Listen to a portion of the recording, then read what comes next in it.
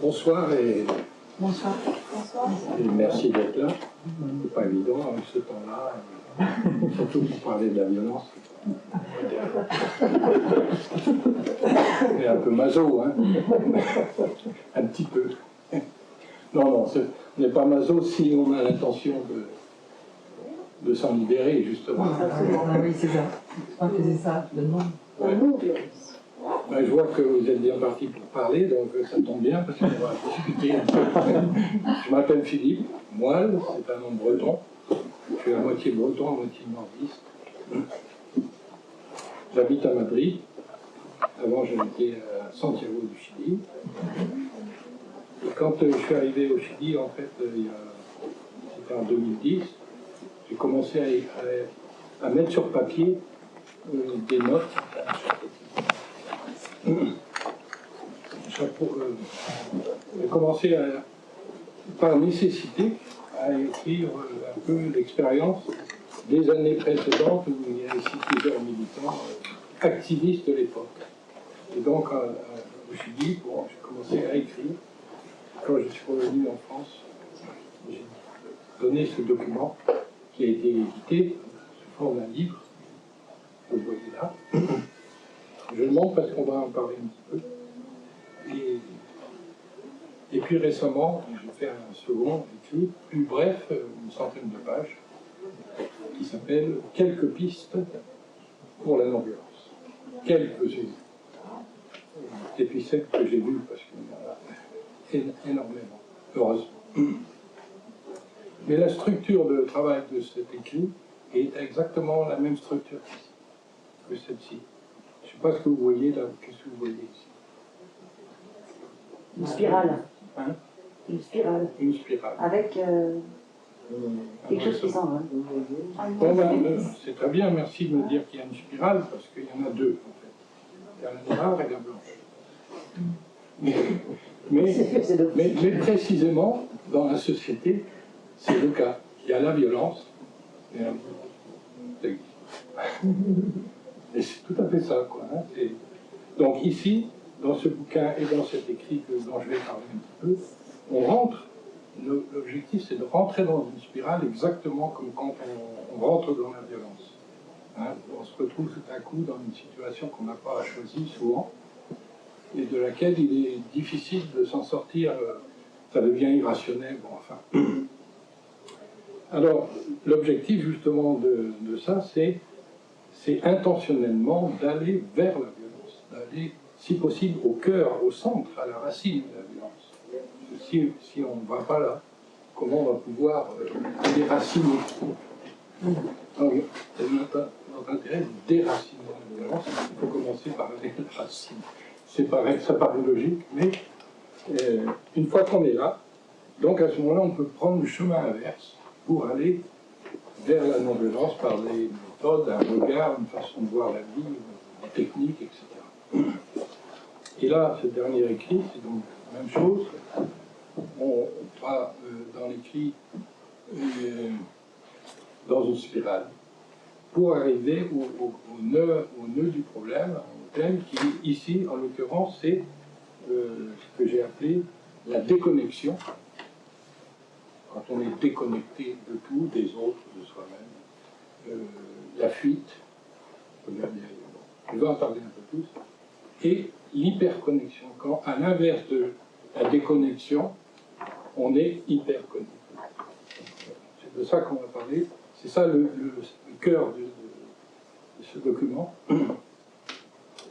Ce sont des sortes d'hypothèses, hein, c'est pas la science infuse, c'est pas forcément la vérité que vous avez expérimentée vous, c'est quelque chose que j'ai expérimenté avec d'autres personnes, dans les ateliers que je fais à Madrid notamment. Donc c'est des réflexions en fait qui sont intéressantes si on a l'intérêt d'aller vers la violence, de creuser un petit peu et de mettre en pratique. Et le premier thème, le premier chapitre, disons, de ce bouquin, ça s'appelle « Où va-t-on » Donc là, je raconte un petit peu qui je suis, d'où je viens, etc. Avant de parler du bâton en général. Donc je vais là présenter en 2-3 phrases chaque chapitre, ça va, même pas tous, parce que si vous avez l'intérêt, dans quelques semaines, il va être publié, ou s'il est en France, il ne va pas être publié, mais il sera en PDF, donc vous pourrez vous le procurer gratuitement, ce sera encore plus intéressant. Bonsoir. Donc, où va-t-on ? Donc, je raconte tout ça pour arriver à une conclusion, c'est que le projet d'éradication de la violence ne sera possible que si l'être humain devient la valeur centrale, la valeur principale. Si on parle aujourd'hui d'une valeur importante, qui est le centre de gravité du monde actuel, c'est quoi ?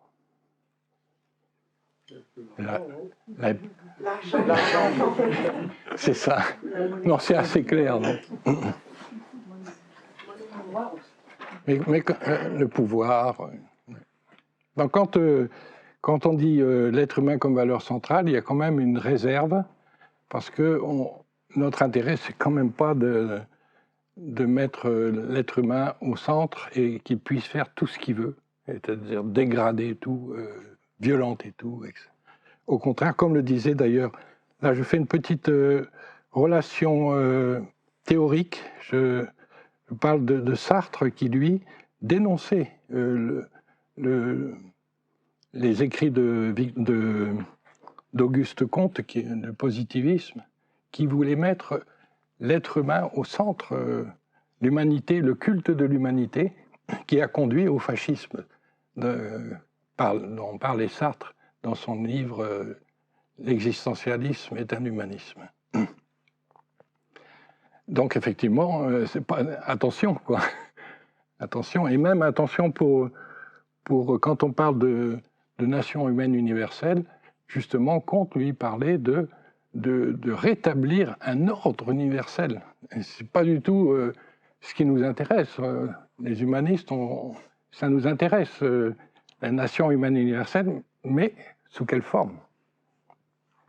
Bon, enfin, Sartre lui-même, il se reportait à Husserl, le fondateur de la phénoménologie, qui est pour nous l'axe de nos travaux sur tous les plans, en philosophie, en sociologie, parce qu'Husserl lui parlait de l'intersubjectivité, c'est-à-dire une subjectivité, tu as une subjectivité, toi une autre, moi une autre, et si je ne suis pas capable de voir ma subjectivité, j'aurais du mal à voir la tienne. Et donc là, la violence est proche quand on ne respecte pas la subjectivité de l'autre. Ça va, non ? Oui. Et quelquefois, d'ailleurs, on constate que si je défends un point de vue, si je suis convaincu d'une idée, j'ai l'impression que ce que je dis, c'est objectif. C'est jamais objectif. C'est toujours subjectif. C'est hallucinant quand même, hein, ce thème-là. Bon, c'est un thème de réflexion, hein, que chacun peut voir. Donc, l'être humain comme valeur centrale, même avec les écolos qui vont dire oui, mais vous mettez l'être humain comme valeur centrale, mais la nature... non, la nature, c'est un autre thème. Je ne peux pas me mettre dans la peau d'un arbre, ni d'une girafe, ni d'un caillou. Je suis un être humain, donc j'ai ma responsabilité d'être humain. Qu'est-ce que je fais de cette nature ? Si l'être humain va bien, eh bien, il fait attention à sa maison. C'est assez cohérent, non ? Bon, ça c'était le premier chapitre que je développe, que vous pourrez voir. Je ne sais pas si vous avez des commentaires déjà a priori. Un peu plus. Bon. Enfin, non, c'est déjà bien. Ça va ? Bon, on s'arrête là. Ça va plus. Non. Oui, d'accord. Non, mais c'est pas obligé les commentaires. Hein. Si j'ai une question. Ah ben voilà. Oui. Quand vous avez parlé à un moment donné que parfois on n'arrive pas à savoir que c'est subjectif. Pour nous, ça reste objectif parce que c'est notre point de vue.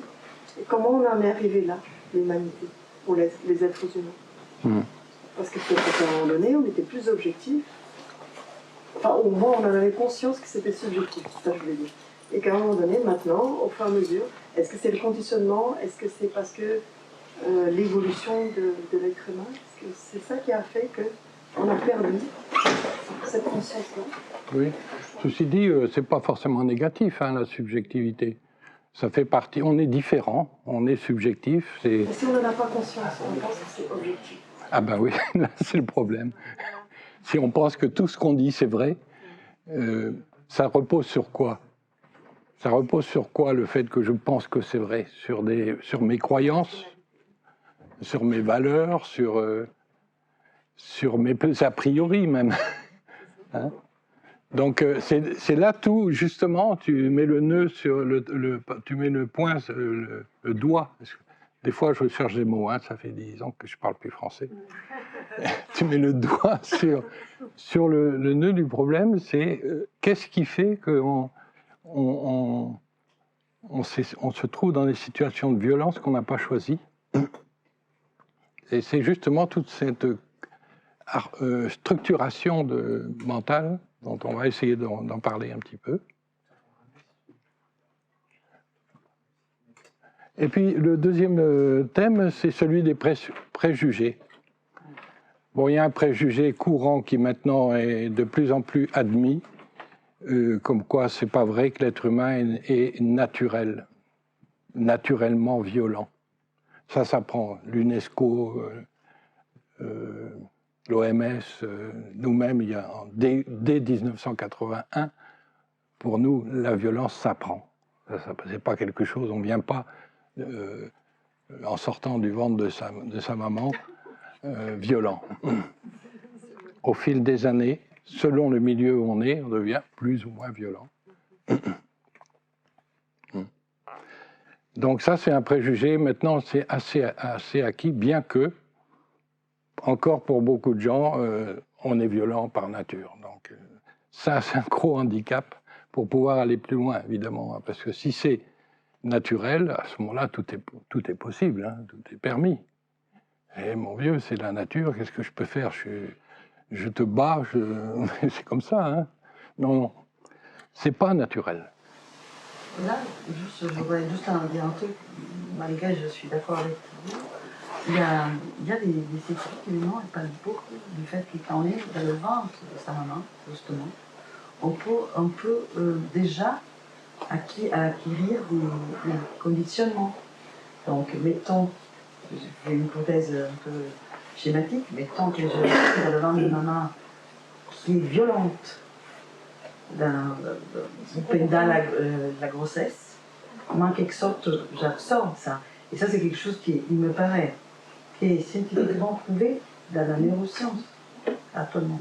C'est un débat qui est se donne très important. Tout à coup, les psychiatres sont beaucoup, visent beaucoup à ce passage-là, ce moment de la grossesse. Après, ça ne veut pas dire que ça ne peut pas changer, attention, ce n'est pas déterminant. Mais ça peut être un premier pas vers la violence. Intéressant, hein. À étudier. J'ai des références, ouais. Après j'ai des échanges. D'accord. Bon. Oui, une autre question. J'ai du mal à comprendre en quoi penser que la violence est naturelle, c'est penser que la violence est inévitable. Comment? Justement, c'est ce qu'il disait le contraire. Ouais. C'était des préjugés que nous avons. Oui. C'est un préjugé de penser que la violence est naturelle? Oui, c'est un préjugé de penser qu'elle est naturelle. Oui, mais du coup, on dit que si on pense qu'elle est naturelle, on pense qu'elle est inévitable. Ben oui. Pourquoi? Parce que si c'est naturel, ça nous dépasse. C'est pas notre libre choix. C'est quelque chose où on est venu au monde avec cette nature violente possible. Oui, mais on peut apprendre à la contrôler. Ah d'accord. Non, est-ce que simplement, ça a été démontré maintenant, même au niveau des gènes. Hein, même au niveau des gènes, ils ont découvert un gène de l'agressivité, je vais en parler justement. Mais à part ça, de gène de la violence n'existe pas dans le corps humain. C'est-à-dire, ça veut dire que ça s'apprend. Si je suis violent, c'est que j'ai acquéri quelque chose qui me fait devenir violent. Oui. Disons qu'on peut penser que c'est un argument pour ne pas changer aussi. C'est-à-dire, l'homme est violent, tu ne feras jamais rien. Bon, enfin voilà, c'est aussi un argument qu'on trouve dans les discussions, mais l'homme, il est un loup pour l'homme, il est violent. Bon, bah, donc c'est comme ça. Donc ça justifie un Je suis immobilisme. d'accord, mais c'est pas un argument en fait. C'est pas un argument, mais c'est un argument qui nous est... Oui. Voilà. Pour certaines personnes, c'est un argument Parce que pour être violent. Sachant que tous les ethnologues observent dans les sociétés primitives des grandes violences, des grands taux d'homicide, des grands taux de... Oui, oui, bien sûr. C'est assez fort de café de dire que la violence n'est pas naturelle, quoi. Ah oui, ben c'est pourtant, si elle était naturelle, elle serait dans nos gènes. Elle n'y est pas. Donc c'est résolu le problème. Ça parce qu'on connaît tous nos gènes. Mais bien sûr, oui. Peut-être pas, mais en tout cas, à l'heure actuelle, dans l'état de la science, c'est démontré. Et puis les études sur... moi, je suis d'accord avec vous, l'être humain, dès le départ, il sentait de la jalousie, je sais pas, de l'envie de ce que l'autre avait. Très tôt dans l'histoire de l'humanité, la violence est installée, et pas seulement, comme certains disent, il y a 10 000 ans, 10-12 000 ans, avec l'ère l'ère du métal, etc. Donc, c'est un sujet. Ce que je voulais faire ressortir, c'est la question de l'agressivité. Parce que là, on confond souvent agressivité et violence. L'autre est agressif avec toi, tu dis « ah, t'es violent ». C'est un moment d'impulsion instinctive où tu peux avoir, l'autre peut ressentir une violence. Mais en soi, l'agressivité, quand tu es agressif, ça s'arrête là. On te dit quelque chose, tu réponds violemment, hein, tu réponds par agressivité, puis ça suffit, quoi. La violence est différente.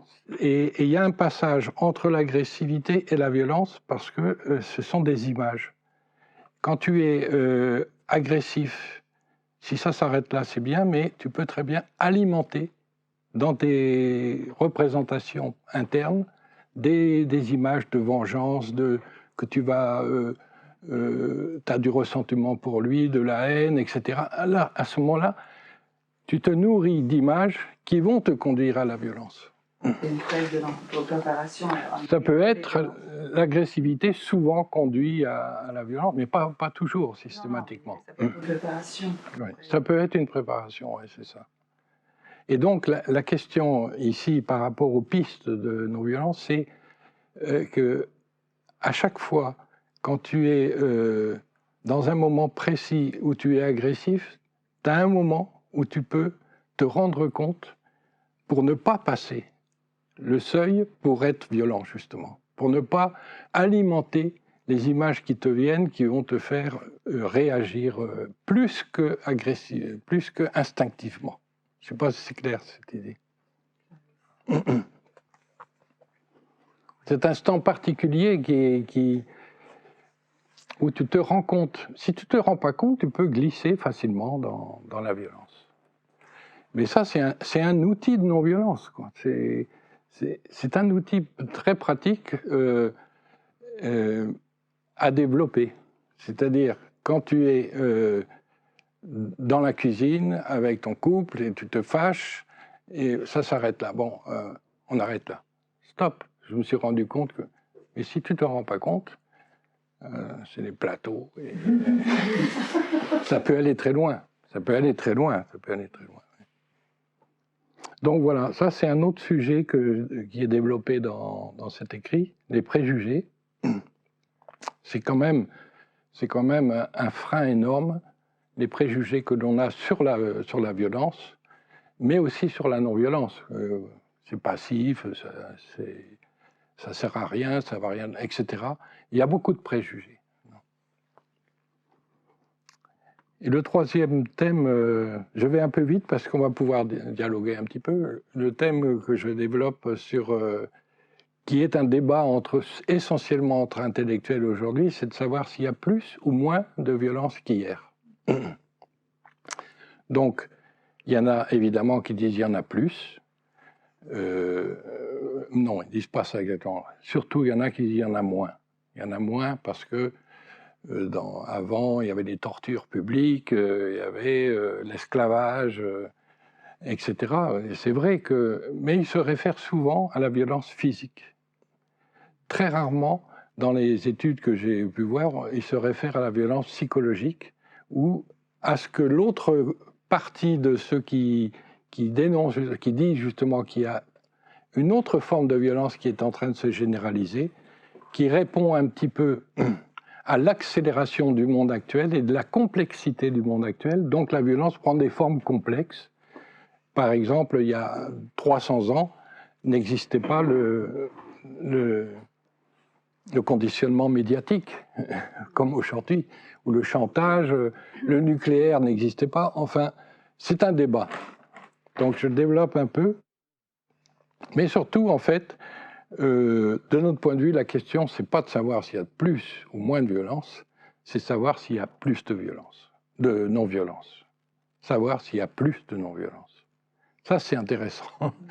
Et si on observe les phénomènes de masse qui se passent depuis maintenant plus d'une dizaine d'années, mais de façon intensive, en Algérie, à Hong Kong, en Birmanie, en Tunisie, il y a 3 jours, bon, c'est pas seulement des phénomènes de dénonciation sur des thèmes concrets, ponctuels. C'est quelque chose de plus profond qui est derrière d'autres aspirations d'un changement de basta, passons à autre chose, quoi. Et ça, quand tu as en Algérie quasiment toute la population qui va dans la rue, tu ne peux pas dire que c'est sur un thème concret, c'est la société en général qui va mal, quoi. Donc ça, et en plus, dans la majorité des cas, les gens ne souhaitent pas la violence, au contraire. Même maintenant, c'est revendiqué.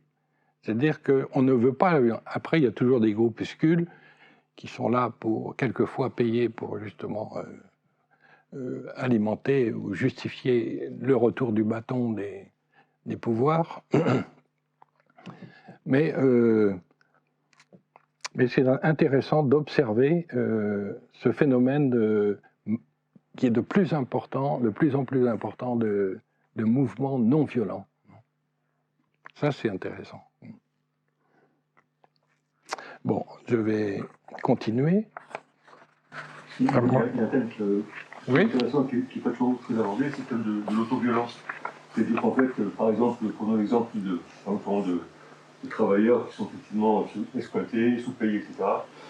Et qui effectivement vont être dans la frustration, dans le mal-être profond du fait effectivement de leur non-reconnaissance par leur employeur. Et puis qu'au bout d'un moment, effectivement, ça explose. Donc c'est plutôt une manière violente, des fois. Donc c'est toute une espèce de l'autoviolence qui peut être rapportée, mais qui est hyper intéressant. C'est l'autoviolence psychologique. Tout ce qui est culpabilité, tout ce qui est l'être humain, je dirais, met en place de violence consciemment, pas toujours consciemment, contre lui-même. Oui. Bon, ben écoute, tu es en train de parler du chapitre suivant, là, attention, hein, tu vas trop vite, là. Non, mais tout à fait, parce que justement, l'autre thème, c'est les spirales de violence. Pas seulement la spirale dans laquelle, tout à coup, on se trouve plongé, on n'a pas choisi, on se trouve dans un conflit, et bon, on ne sait pas où ça va, on ne l'a pas choisi, et puis des fois, ça dérape, et on se met soi-même, et on n'arrive plus à en sortir. Et de toute façon, là aussi, quand tu es... Bon, enfin, je vais y revenir après, mais l'autre spirale, qui est certainement beaucoup plus compliquée, c'est celle où on rentre soi-même dans une spirale de violence avec ses propres contenus, de peur, de vengeance, de ressentiment, de contradiction. Toutes ces spirales, tu commences à te dire « ouais, mais je suis bon à rien, oui, et puis celui-là, et puis... » Dans une spirale, en réalité, non ? Et puis, il y a la troisième spirale, c'est celle, il y en a sûrement d'autres, mais celle qui est sociale, où aujourd'hui, avec les décisions politiques, les décisions religieuses, sociales, ou même sur le choix des gens dans leur style de vie, il y a beaucoup de raisons d'être dans des états très altérés par rapport au monde dans lequel on est, qui peut te conduire à une spirale très agressive, disons, très violente, non? Dans tous les cas, comme dans le premier exemple que je donnais, dans tous les cas, il y a toujours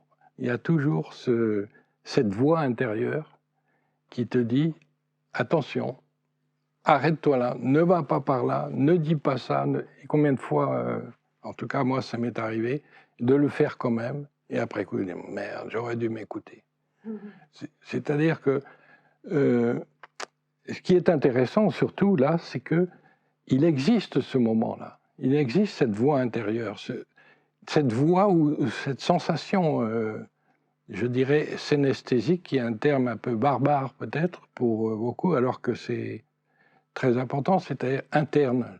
Je sens à l'intérieur que je ne devrais pas aller par là. J'y vais quand même. C'est ça dont je parle, c'est-à-dire cette prise de conscience, se rendre compte en fin de compte, se rendre compte d'où on est et de ce qui peut arriver si je glisse, si je me laisse... je ne sais pas si c'est clair. Si, c'est très clair. Après, pour certains, je dirais, je pourrais juste, enfin, pour mon expérience culturelle, on va dire, tout ce qui est personnel, moi je suis habituée aussi à une violence qui est presque culturelle. C'est-à-dire que les gens, c'est au quotidien, et qui pour d'autres, enfin, d'autres ne sont pas habitués, et les gens ils sont habitués à cette violence depuis petit jusqu'à grand, et ils ne se rendent pas compte jusqu'à ce que ça leur arrive un truc, enfin quelqu'un sur leur chemin qui leur dit mais il ne faut pas faire comme ça. Ah bon, mais franchement. C'est clair. Parce qu'il y a quelque chose de culturel. Oui, oui, tout à fait. On ne peut pas le nier. Hein. De toute façon, la culture de toute la planète, elle est fondée sur la violence quand même. C'est un fait. Enfin, juste pour dire un petit anecdote qui est intéressant.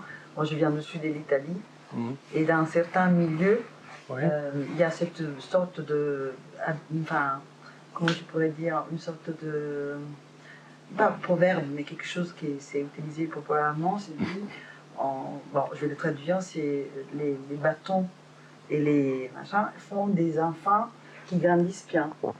Et moi, j'ai vécu ça comme quelque chose qui est voilà, tout à fait correct. Oui, tout à fait. C'est ça les préjugés. Hein. C'est ça l'installation d'a priori, d'aphorismes, Oui. Ça, c'est tout à fait installé dans la culture. Installé dans la culture, oui, tout à fait. Pas tous, mais certains milliers, c'est comme ça. Hein. C'est ça. Donc, c'est normal que tu tapes un enfant, parce qu'il faut qu'il grandisse bien.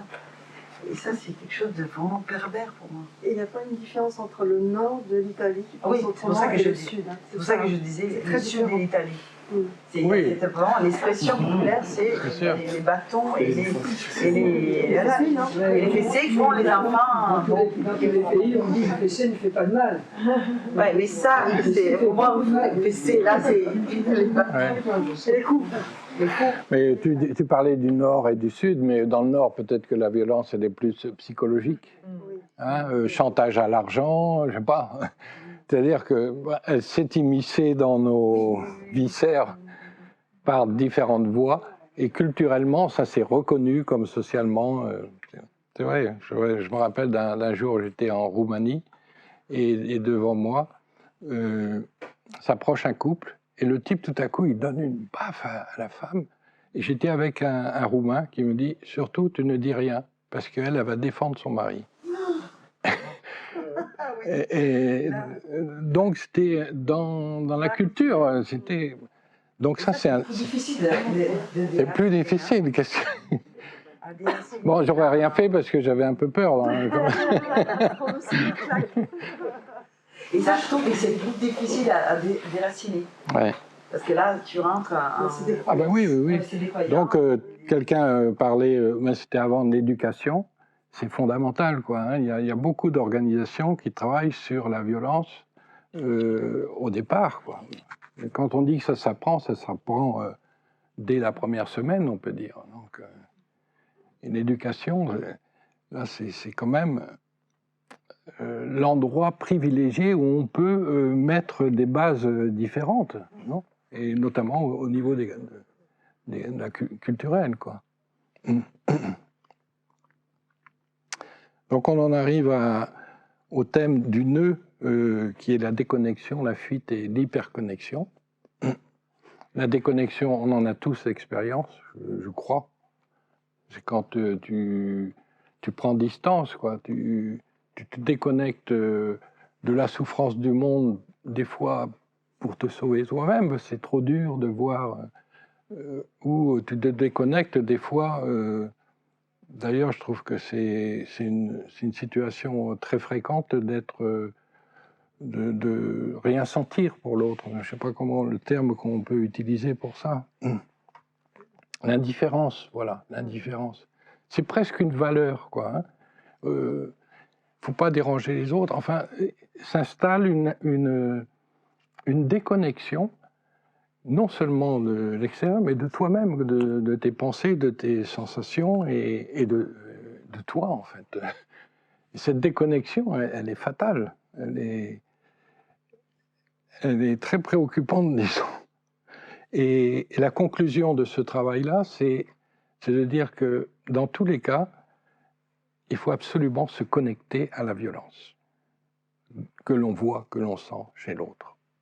C'est plus intéressant de se connecter à la violence que de se déconnecter.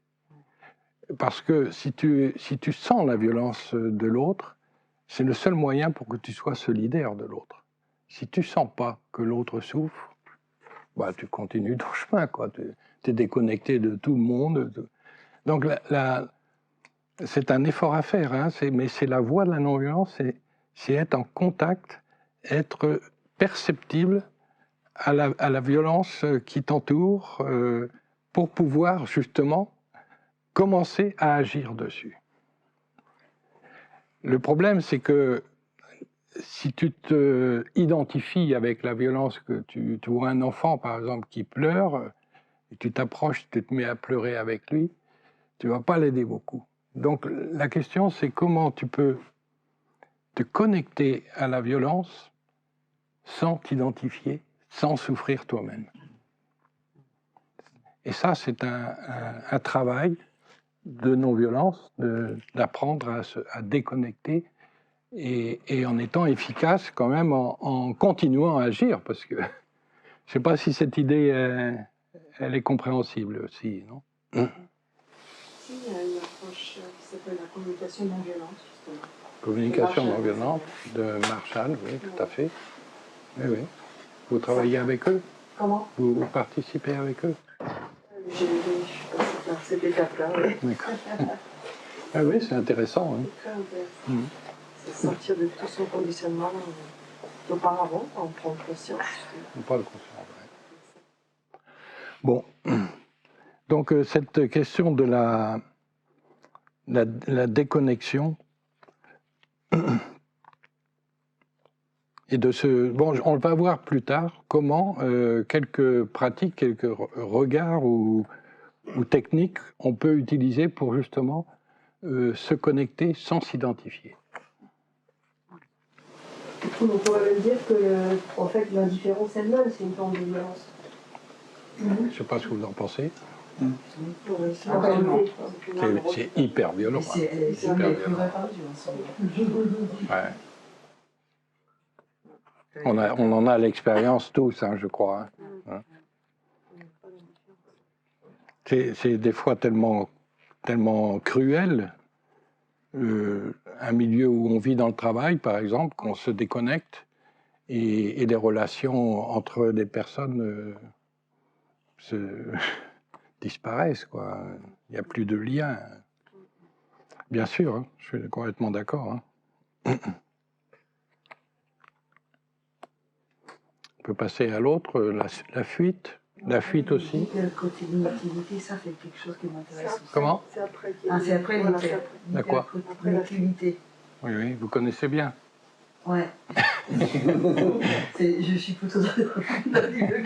Vous êtes plutôt hyper connecté que déconnecté, c'est ça? J'aimerais bien, ouais, malheureusement. Mais oui, Je pense que si c'est une stress trop, hein,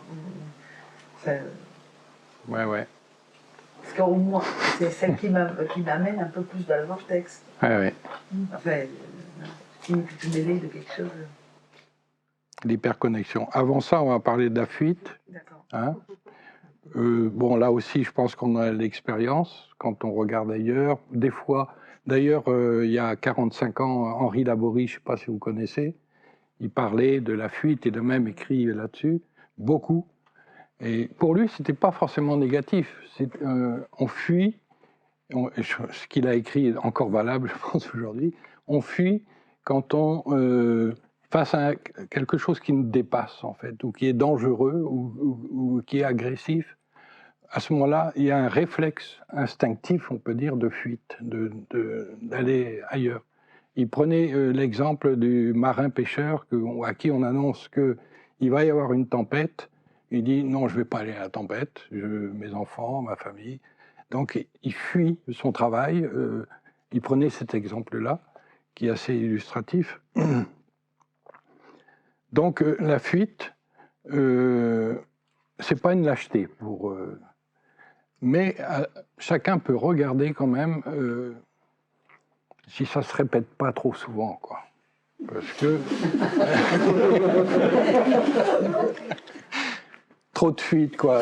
S'il y a trop de fuite. Et en plus, la société actuelle propose beaucoup de fuites. Ah oui. Beaucoup de possibilités. Netflix, pardon. Non, pourquoi pas regarder Netflix? Mais si tu regardes du matin au soir Netflix, et puis après tu vas au supermarché acheter, je sais pas trop, plein de trucs, et puis après tu vas faire un peu de sport pour... Bon, c'est des fuites, d'une certaine façon, si ça compense quelque chose, quoi. En soi, c'est pas une fuite. Mais si tu fais ça constamment, parce que tu ne veux pas penser à ce dont tu devrais penser, on peut dire que c'est une fuite. Bon, chacun prend ce qu'il veut, là.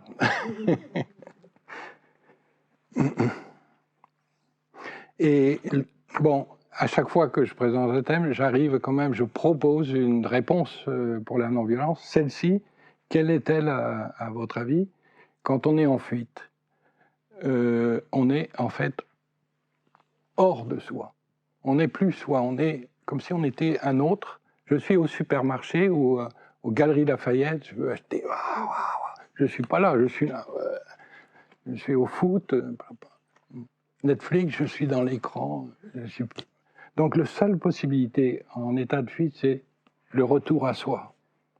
Revenir à soi-même, revenir à son centre de gravité. Parce que on est collé, quoi. On est dehors. Ça, c'est un des principaux problèmes de la violence, c'est qu'on est toujours dehors. Et la principale réponse non violente, c'est revenir à soi, revenir à son centre. Se reconnecter. Se reconnecter, voilà. Exactement. Et donc, on arrive à un thème que vous aimez beaucoup, l'hyperconnexion. Et donc, on peut être lié à la violence, on peut sentir la violence et même être, plus que ça, être pénétré par la violence et devenir soi-même pure violence, quoi. On est hyper connecté à une situation conflictuelle, par exemple, ou une colère, par exemple. Vous vous rappelez, quand on rentre en colère, on ne se contrôle plus beaucoup, hein. On est, encore une fois, complètement pris à l'extérieur. Et donc là, par rapport à l'hyperconnexion, j'ai relevé trois sujets qui sont intéressants. C'est que toujours, l'hyperconnexion se traduit sous forme d'images. Pour nous, on travaille beaucoup avec les images. Je suis connecté, l'autre, il me dit quelque chose qui ne me plaît pas. J'ai des images. Mais qu'est-ce qu'il veut, celui-là? Qu'est-ce qu'il m'a dit? Et puis lui, la dernière fois, et je commence dans le rouleau, quoi. Hein? Bon. Mais ce n'est pas seulement des images visuelles. Ça peut être aussi des images auditives. je me rappelle qu'il m'a crié dessus, des images tactiles, je me rappelle qu'il m'a poussé, enfin, ce sont des images tout ça, hein. C'est un concept dont on ne parle pas beaucoup en psychologie, et qui est pourtant est vraiment spectaculaire au niveau de... Quand on travaille sur ses propres images, ce qu'on est capable de faire. Mais surtout, en dehors des images visuelles, auditives, tactiles, olfactives même, comment tu sens une odeur d'égout, par exemple, tu vas ailleurs, quoi. Il y a un rejet. Hein. Les images nous mobilisent. Mais pas seulement ces images-là, c'est surtout un autre type d'image dont on ne parle pas en psychologie, malheureusement, c'est les images synesthésiques, c'est-à-dire internes. Quand une personne te fait connecter, c'est pas seulement où est-ce que ça se traduit.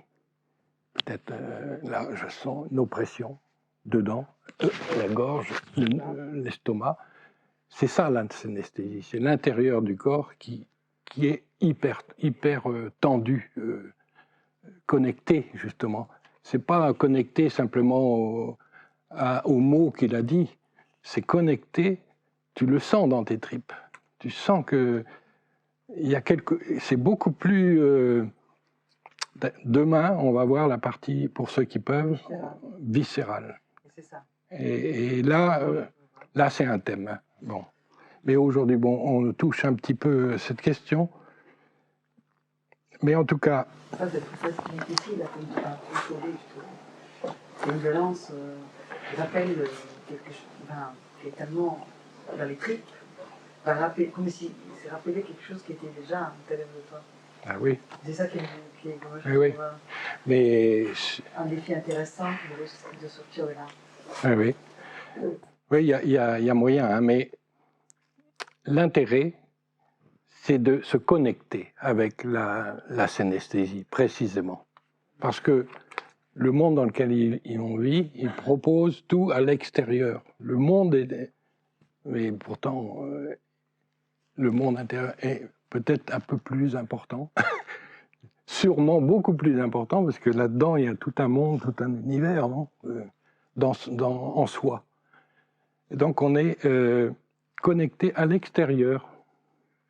Donc, apprendre à se connecter à ce que l'on sent dedans, ça, c'est un super travail pour s'orienter. C'est nos sensations corporelles. Ouais.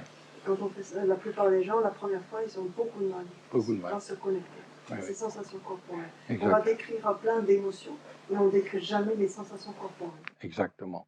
Ouais. Si tu es là, c'est négatif, mais si tu tombes amoureuse, c'est pas seulement les beaux yeux, ce qu'il dit, son diplôme, je sais pas trop quoi, c'est où que ça se passe. C'est dedans. Non. D'ailleurs, même tu marches, tu sens que tu flottes un peu. Pour reprendre. Tu voulais dire quelque chose, je crois. Oui, je voulais juste demander comment la violence peut être viscérale si elle n'est pas naturelle. Très bonne question. Très bonne question. Elle est dans le corps. Mais c'est pas parce que le corps, il vient, au départ, il n'est pas naturel, mais si elle est dans le corps, elle s'est intégrée dans les viscères à partir de certaines expériences que l'on a vécues. La peur, par exemple, je me souviens, moi, par exemple, quand j'étais gamin, j'ai eu une expérience très négative avec un gros chien berger allemand qui m'a sauté dessus, tout ça. Et ça m'a produit des sensations synesthésiques que je retrouve encore aujourd'hui. C'est-à-dire ça se grave à un moment donné ou à un autre dans ton corps, dans les viscères. Mais au départ, ça n'y est pas. Les mémoires. La mémoire du corps. Oui, oui. Au départ, ça n'y est pas. On ne peut pas dire un enfant, il a la peur en lui. Il y a quelque chose qui arrive dans sa vie qui fait que... C'est pour ça que c'est vachement intéressant de se reconnecter avec sa synesthésie, justement. C'est vraiment un outil beaucoup plus important, beaucoup plus efficace même que ce que l'on pense. Demain, pour ceux qui peuvent, on en parlera, mais ceux qui ne peuvent pas, on va l'enregistrer, donc si ça vous intéresse, on pourra vous donner l'enregistrement. Donc par rapport à cette hyperconnexion, on parle beaucoup aujourd'hui de relaxation, et c'est l'outil maître de la non-violence. Quand on voit une personne violente, elle est toujours tendue, la mâchoire. C'est simple à regarder, à observer sur soi-même. Donc, relaxation. Avec Serge Julieri, il y a 35 ans, on faisait des ateliers dans le 14e arrondissement, l'Institut Synthèse, et on passait des heures à décortiquer la méthode de relaxation du trapèze, des heures et des heures, pour détecter les registres, enfin les sensations que tu ressens quand tu relâches les muscles, le corps, les muscles internes, les muscles viscéraux et les tensions mentales, les bruits, les préoccupations, je n'ai pas payé mon loyer, celui-là, etc. Tous ces bruits qui, quand tu fais une relaxation, le plus difficile, c'est d'arrêter de penser à rien. Le silence. Bon, ça s'apprend. Je ne sais pas, Denis, lui, il travaille ici, il veut faire sûrement continuer des ateliers. On fait ici tous les mardis, voilà. tous les mardis soirs. On a commencé il n'y a pas longtemps, mais... En plus, la technique que l'on utilise, elle est très intéressante parce qu'il n'y a pas besoin de se mettre en lotus et d'attendre qu'il y ait le silence total autour de soi pour le faire. On peut le faire dans le métro, accroché à la barre et relâcher. C'est vrai, c'est vrai. Hein, tu connais? Oui. Voilà. Donc la relaxation, c'est vraiment un outil fondamental si on veut se libérer de la violence. Parce que la violence est toujours associée à des tensions. C'est simple. C'est simple. Donc le deuxième point, c'est l'identification par rapport à l'hyperconnexion. Parce que l'identification est probablement un des germes, des sources, des racines de la violence. Identifié à quoi? Identifié à mes croyances. J'ai une croyance religieuse, bon, c'est bien. J'ai une valeur, je suis identifié à mon club, à mon pays, à mon drapeau, et tout va bien. Mais si quelqu'un commence à l'attaquer, à lui dire c'est pas bien, ton drapeau, même par humour, hein, un dessin, une caricature mal placée, paf, t'es capable de le tuer. Bon, non, peut-être pas, mais on l'a vu. On l'a vu. L'identification, et quand quelqu'un que tu sens qu'il t'agresse, il t'agresse parce qu'il est en train de critiquer ton ami, par exemple, à qui tu es très identifié, c'est ton ami quand même. En réalité, c'est toi qu'il attaque par lui. Parce que lui, c'est toi, en quelque sorte. Donc, cette identification, quand l'autre t'attaque, quand l'autre te critique, en réalité, tu cherches à justifier ou tu réponds à l'attaque. En réalité, tu devrais te rendre compte que c'est ton identification le problème. Et c'est pas ce qu'il te dit. Je ne sais pas si vous voyez. C'est pas ce qu'il te dit, mais ton copain, il est nul. Non, non. Excuse-moi, je suis tendu, j'ai envie de te rentrer dedans parce que, en fait, je suis identifié à mon ami. C'est ça qu'il faut que je résolve. Pas ce qu'il est en train de me dire. Prendre conscience de ça, c'est ce qui est plus difficile, c'est de se rendre compte de ça. Se dire en conscience que, ah oui, c'est ça. En fait, c'est ça qui me dérange. Ouais, exact, oui. Et c'est très difficile, c'est Oui. exercice-là. C'est extrêmement difficile. Et quand on y arrive, ça y est, c'est dénoué. Oui, c'est tout à fait ça. C'est pas facile, hein, de toute façon. Hein. C'est pas la voie de la facilité, la non-violence. Hein. Sinon, on l'aurait déjà dépassé.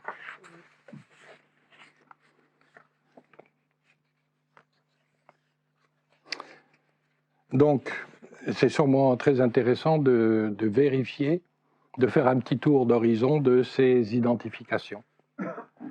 Quelles sont actuellement mes identifications? Ceux qui sont pour le vaccin, c'est des cons. Ceux qui ne sont pas pour le vaccin, c'est des cons.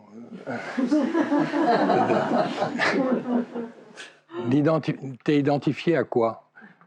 Tu peux avoir toutes les croyances et points de vue, mais il n'y a pas, si tu es collé, là, c'est une source possible de problème, quoi.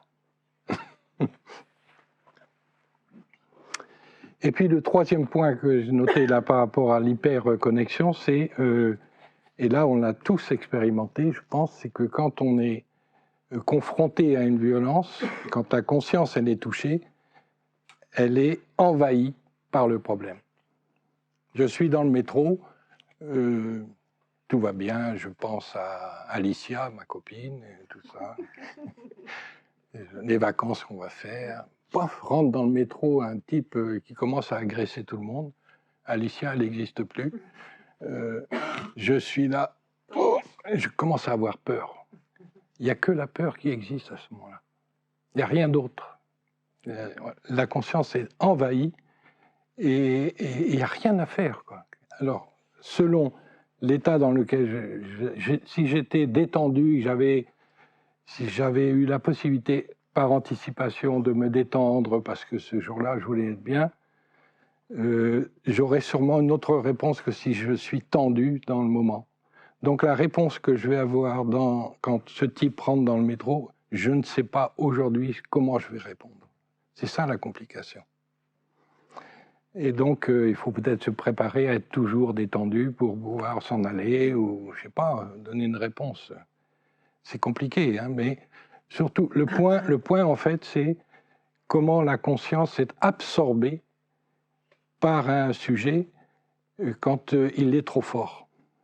À ce moment-là, c'est une intelligence, on peut dire, de la conscience de dire attention, attention, il y a une priorité là, ne fais rien d'autre, concentre-toi sur le problème pour le résoudre.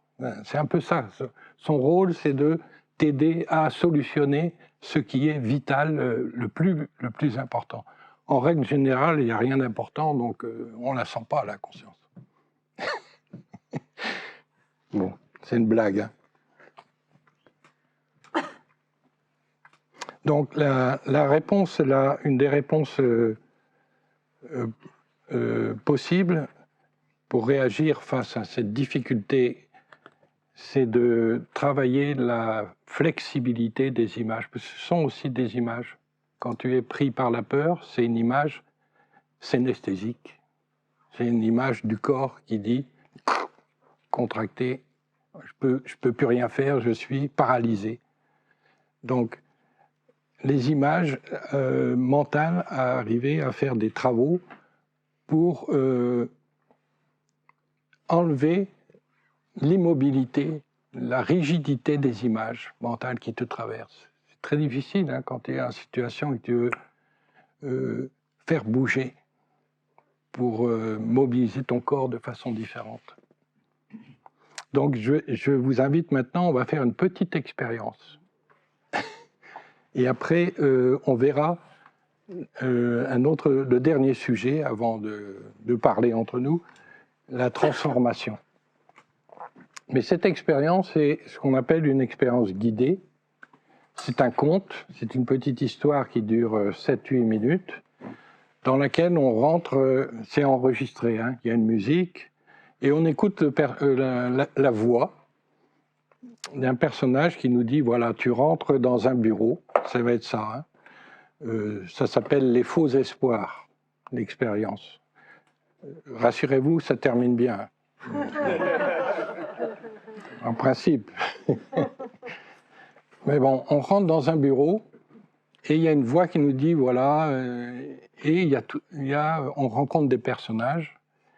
Et toi, tu t'imagines, tu es l'acteur, l'actrice. Hein, tu suis les scènes et tu essaies de voir quand il y a des moments de silence, qu'est-ce qui t'arrive et tu imagines, toi. Tu t'imagines, toi, acteur, là, dans la scène. il y a des moments de silence pour que tu puisses élaborer tes propres contenus. Et puis, à la fin, on va peut-être se faire des petits groupes de 3-4 pour en parler 10 minutes, pour voir ce qui s'est passé. D'accord ?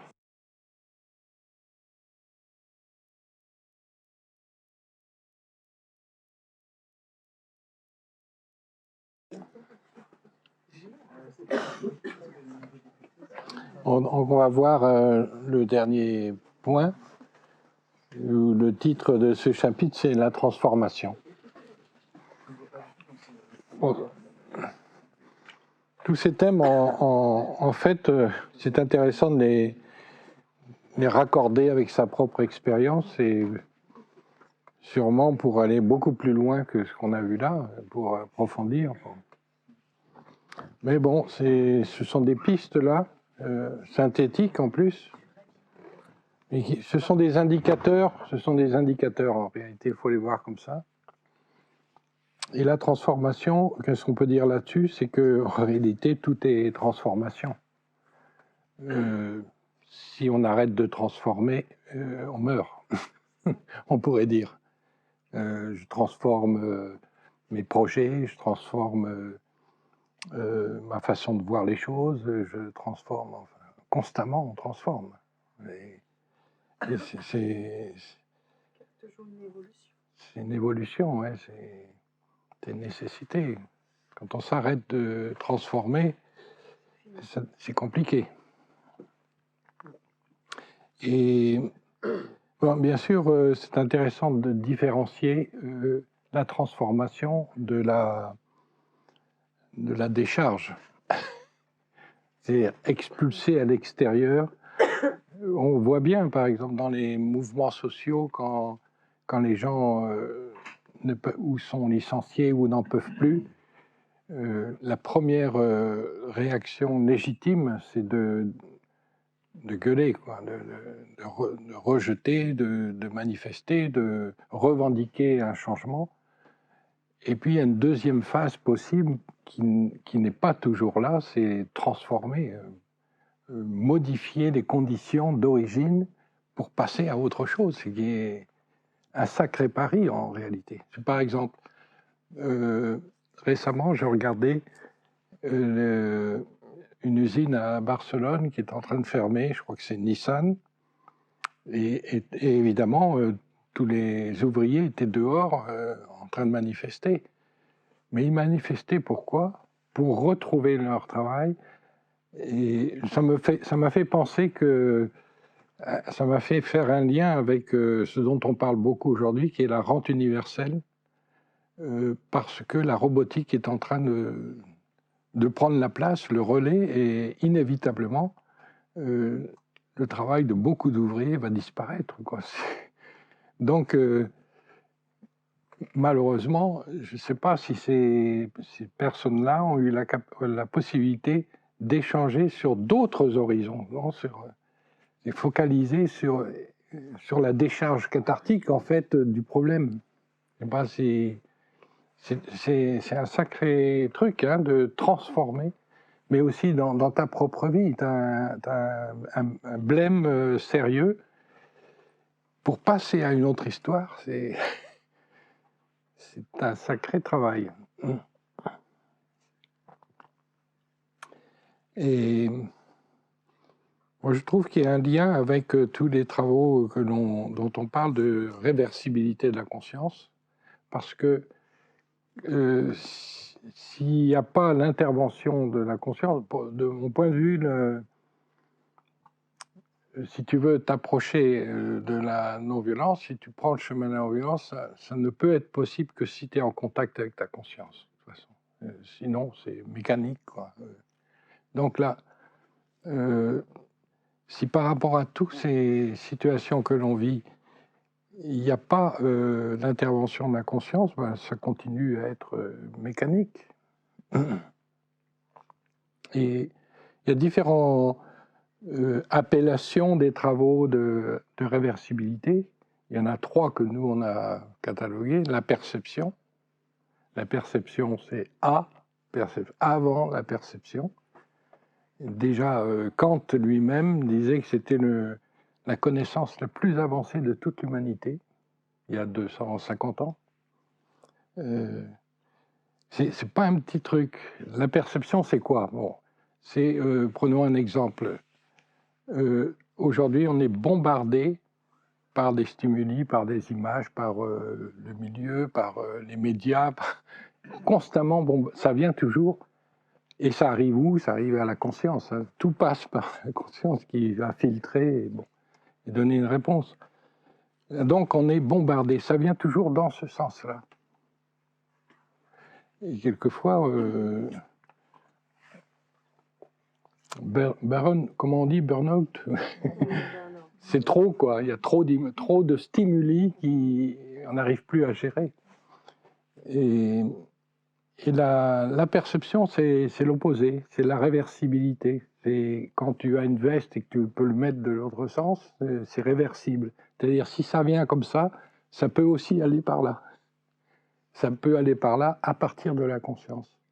Je suis devant un petit écran de télévision, je regarde des infos et je regarde ce journaliste qui veut absolument me transmettre ce qu'on lui a dit qu'il fallait que je sache. Donc je suis là, je suis absorbé, je suis presque dans la télévision, je suis collé à l'image. Et la perception, c'est justement quand je regarde la télévision, mais je mets l'intention sur ce que je regarde, comme une sorte de critique. Une distance entre moi, un vide, un espace qui me permet non pas de réagir instinctivement collé à l'image, mais avec une distance qui me permet justement d'avoir une pensée réflexive, cette distance qui est propre à la perception, justement, où c'est la conscience qui va voir. Je ne sais pas si... Vous voyez, non? Donc ça, évidemment, on ne peut pas être constamment en train d'être dans cet état. Ceci dit, c'est un regard avec lequel on peut se familiariser. Et la même chose avec les éléments de mémoire, c'est-à-dire l'évocation, ce qui est le deuxième point, la perception, l'évocation, c'est quand on va dans la mémoire pour regarder. Et parce que souvent, de la même façon qu'on est bombardé par les images extérieures, on est quelquefois bombardé aussi par ses propres contenus qui te tombent dessus, tu ne sais pas pourquoi, tu croises un type dans la rue et tiens, tout à coup j'ai une sensation bizarre, désagréable. Il me fait simplement penser à cette autre personne qui un jour m'avait agressé. Par association, ça va très vite, quoi. Donc tous ces contenus qu'on a, chacun, on a un gros sac à dos de contenus, d'images du passé, d'expériences. Des expériences superbes, magnifiques, mais aussi des expériences un peu moins agréables qui sont là, en attente de... Quand ça se présente, boum. Non, c'est une image, mais ça nous arrive que... Donc, c'est intéressant d'aller dans la mémoire et de regarder ces images avec lesquelles je ne suis pas réconcilié, ou ces personnes avec qui j'ai toujours quelque chose, avec mon papa, par exemple, jusqu'à quand? Et jusqu'à quand? Et c'est là qu'au présent, jusqu'au jour où ça se manifeste de façon plus agressive, ou pas du tout, malheureusement. En fait, ce travail d'évocation, c'est en fait un travail personnel d'aller dans ces contenus pour transformer la charge de ces images. C'est évident que si tu penses à une personne que tu aimes beaucoup, tu as une image, tu as une représentation qui te détend. Enfin, à l'inverse, que si tu penses à ton ennemi majeur, c'est pas tout à fait le même registre, non? Donc toutes ces images en fait se baladent, sont là.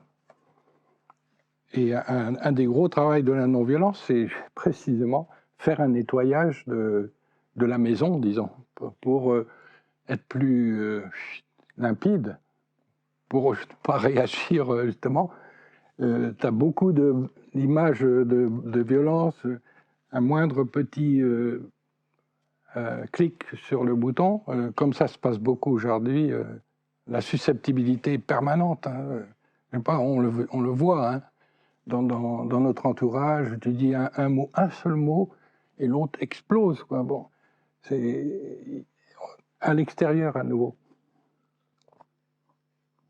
Bon, enfin ça, c'est des pratiques aussi qui se répètent jusqu'à ce que ça devienne quand même une façon de voir, quoi. Et la conscience de soi, c'est aussi, on en parle beaucoup aujourd'hui, et on va faire un petit exercice pour voir ce que c'est. En fait, ça a pour but de te favoriser cet espace entre toi et le monde, et parce que si tu es collé, tu peux pas faire grand-chose, mais aussi entre toi et tes propres peurs, contenus, tes croyances, une distance, non ?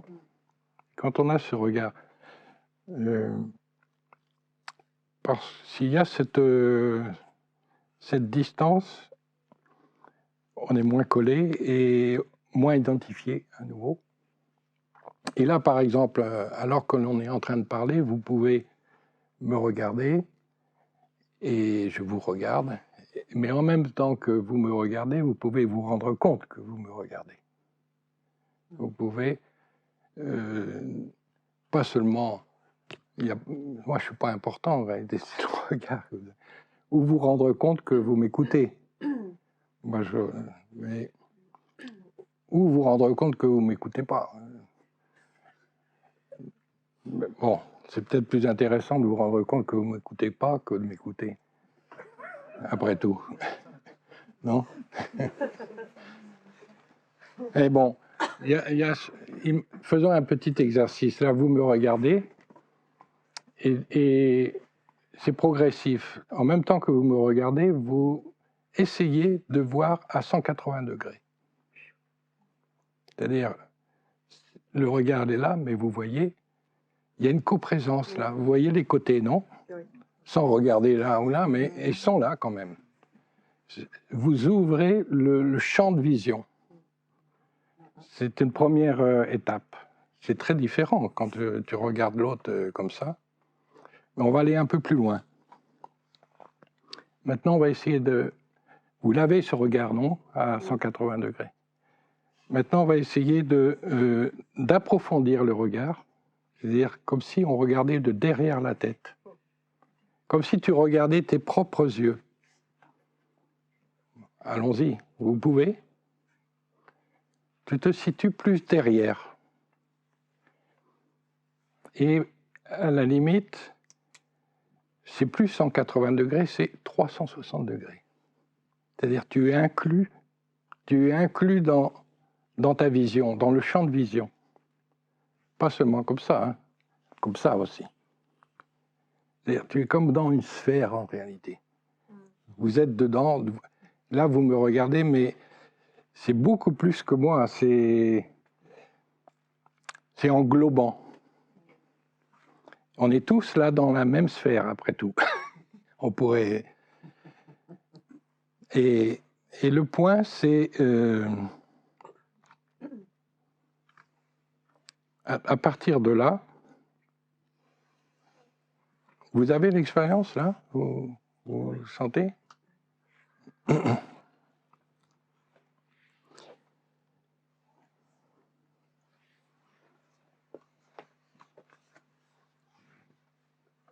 À ce moment-là, même quand on est dans ce regard-là, vous pouvez voir que ce n'est pas seulement les yeux. C'est plus un regard qui part des yeux. C'est comme si ça alternait entre les yeux et la poitrine. C'est une sensation. Et ça, c'est très différent. Comme vous le faites là, non ? C'est-à-dire, tu n'es plus collé. Il y a toi et l'autre. Il y a le dehors et le dedans. Et ça, c'est un registre peut-être nouveau, mais en tout cas, c'est ce qui permet beaucoup de choses en réalité. C'est un regard nouveau qui te décolle de ce fameux regard laser, quoi. On est toujours en train de regarder. Non, on ouvre le champ et on est englobé. Et on est soi-même dans ce... C'est ça la conscience de soi. À partir de ce regard de derrière, on a une vision de l'autre très différente, parce que si tu t'imagines un être aimé, avec ce regard-là, tu l'englobes dans... C'est pas seulement une relation visuelle, tactile, physique, c'est une relation d'être. C'est difficile à exprimer, hein. Je ne sais pas si d'autres ont des commentaires, ceux qui ont un peu d'expérience, qu'est-ce qu'ils peuvent dire de ça? Pour nous, c'est un regard qui pacifie la relation. Qui pacifie. Qui pacifie le monde.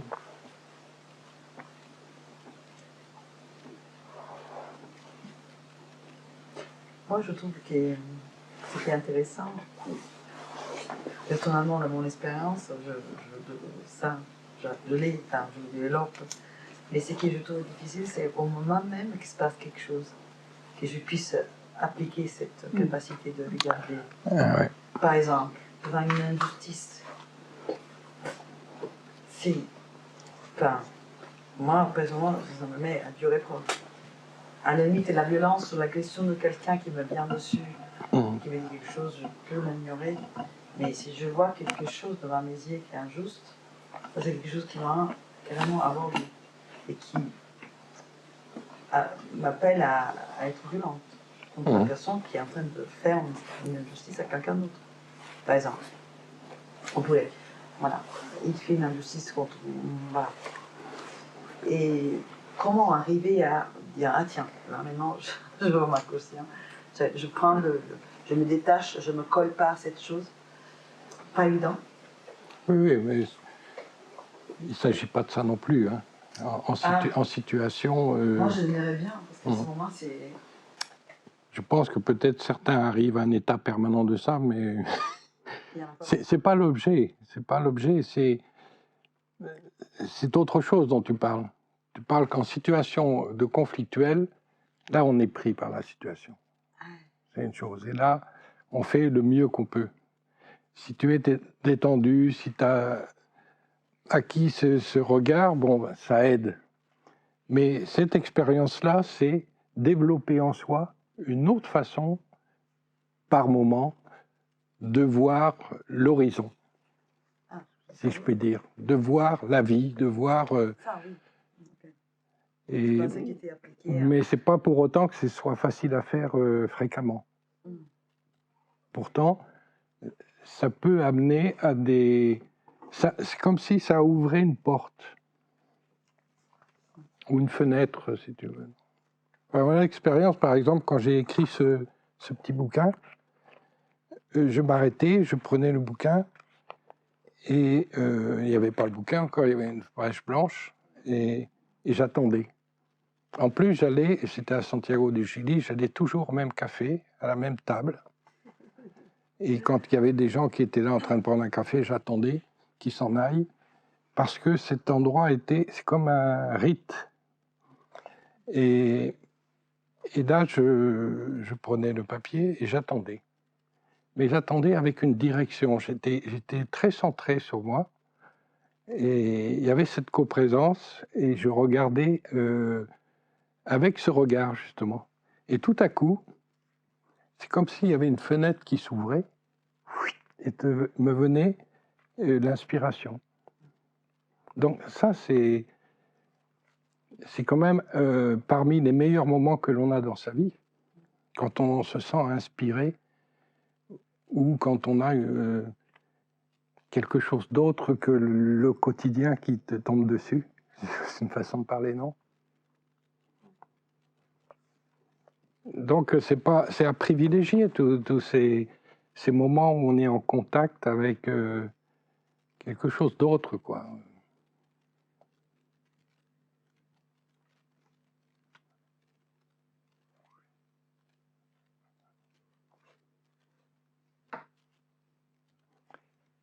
pas. Il y a d'autres commentaires, peut-être.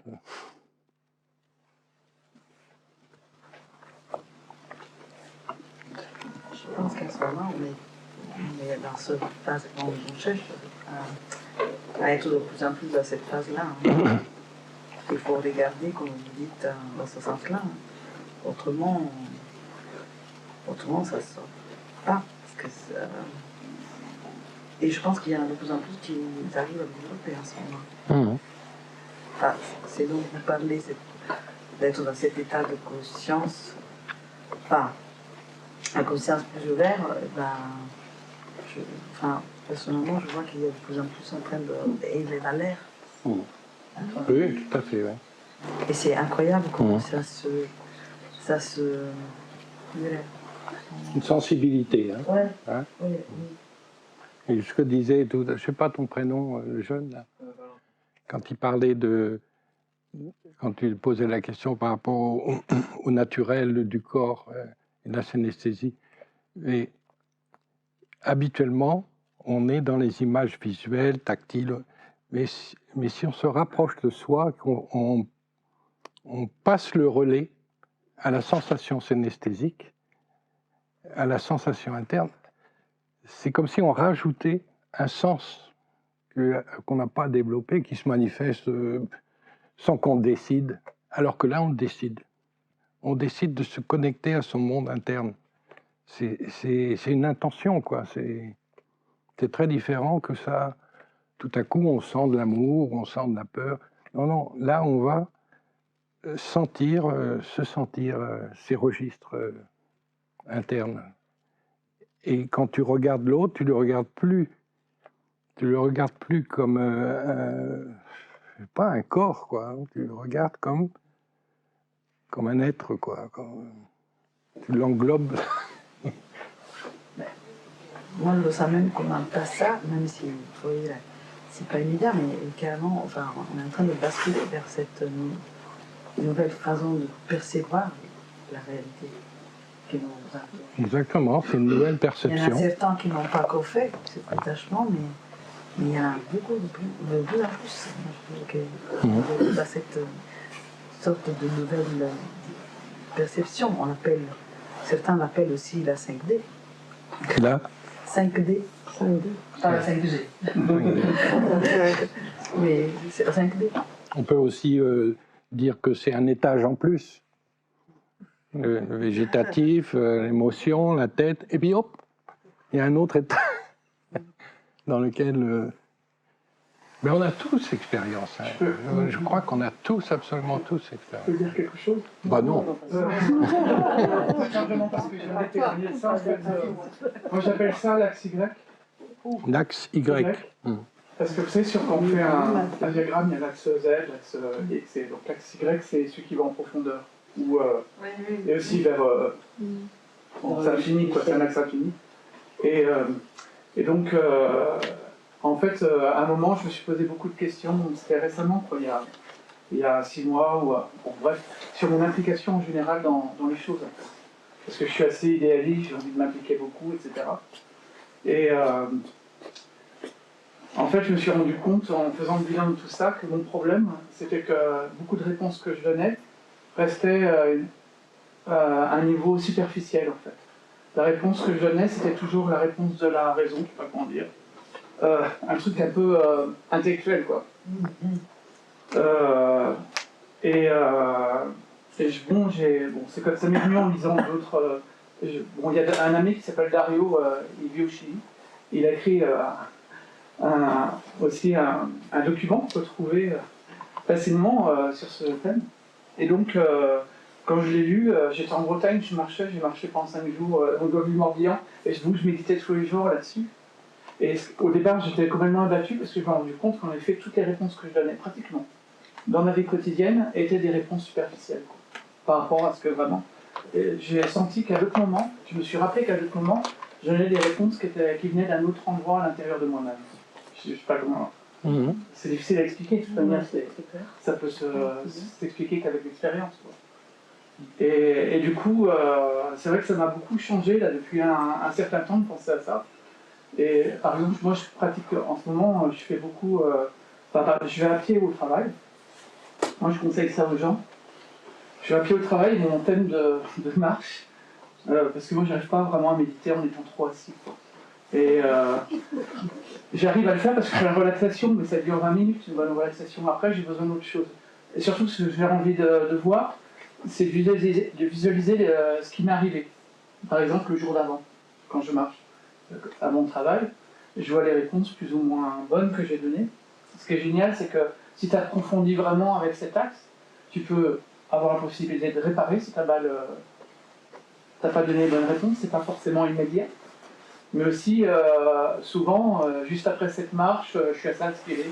Il m'arrive des choses que je peux faire, envoyer par exemple par rapport à l'association, à Valentin ou par rapport à mon travail. Et enfin, je vois que les réponses que je donne sont d'une autre qualité, quoi. Et voilà, quoi. Je sais pas, c'est difficile à témoigner, mais je pense que vraiment il y a un axe chez l'être humain qu'on n'explore pas assez, quoi. En effet, on reste toujours au niveau du plus superficiel, quoi. Mais ça veut dire qu'il s'est décollé, comme vous avez dit, Ouais, c'est à 360. C'est ça, hein. Décollé. Décollé. Grâce à la marche. Non, mais moi, c'est plus facile. Ça marche avec le vélo. En fait, moi, j'ai besoin de fatiguer mon corps pour pas que mon corps il soit dans les compulsions, quoi. Alors donc, il faut que je fasse des trucs comme ça. Donc, je suis sans souvent. C'est vrai, ça marche très bien souvent. La première, avant de faire cet espace-là, ce qui est difficile, c'est de débrancher. Enlever la prise, quoi. Quand tu es connecté à un truc. Et ça, c'est un truc à apprendre, hein, absolument, quoi. Si tu as des colères une fois de temps en temps, bon, c'est pas grave. Mais si c'est tous les jours avec toujours les mêmes personnes, ça devient chronique et ça peut être gênant, vraiment. Pour toi, pour l'autre. C'est-à-dire, quand tu sens que tu rentres dans... débrancher. Couper, quoi. Et ce que les jeunes, je trouve, font vachement bien aujourd'hui. Quand ils sont dans un conflit, ils regardent ailleurs, ils font paf, ils coupent. C'est pas facile à faire, hein. Mais c'est le premier pas avant de parler de l'autre, de mettre cette distance. Et... Déjà, faisons ça, quoi. Et après, ce que je trouve intéressant, mais pas, ça va avancer comme dit, hein, c'est que ça vous arrive, franchement, que vous êtes en train, par exemple, de discuter avec quelqu'un, et puis il y a une partie de vous qui voit la scène que vous êtes en train de parler avec ce quelqu'un, comme si vous étiez là, à l'extérieur, là, et en même temps là, je veux dire, comme si c'était une caméra que vous voyez presque, pas que d'un côté, mais de tous les côtés. Et ça te permet de dire, putain, qu'est-ce que je suis en train de faire? Maintenant, quand tu es en train de parler avec une personne, tu dis, mais qu'est-ce que je suis en train de dire là? La double, je sais pas, c'est une sorte de enfin, moi je la vois comme une sorte de schizophrénie. Non, j'exagère. Mais ça me plaît. Parce que c'est comme si c'était une autre moi qui voit moi en train de faire quelque chose.